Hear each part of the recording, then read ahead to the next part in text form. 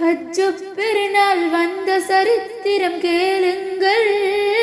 அங்கு இப்ராஹிம் நபி செய்த தியாகத்தை தெரிந்து கொள்ளுங்கள். தன் அருமை மகனார் இஸ்மாயிலை இறைவனுக்காக பலியிட துணிந்த ஹஜ்ஜு பெருநாள் அதுவே தியாக திருநாள். ஹஜ்ஜு பெருநாள் அதுவே தியாக திருநாள்.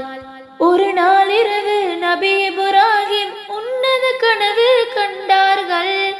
அருமை மகனார் இஸ்மாயிலை அறுத்து பலியிட உணர்ந்தார்கள். இறைவன் நானே இது வெடி எண்ணி இதயத்தில் உறுதி கொண்டார்கள்.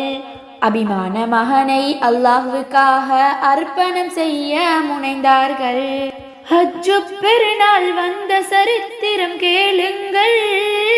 அங்கு இப்ராஹிம் நபி செய்த தியாகத்தை தெரிந்து கொள்ளுங்கள். ஹஜ்ஜு பெருநாள் வந்த சரித்திரம் கேளுங்கள். அங்கு இப்ராஹிம் நபி செய்த தியாகத்தை தெரிந்து கொள்ளுங்கள்.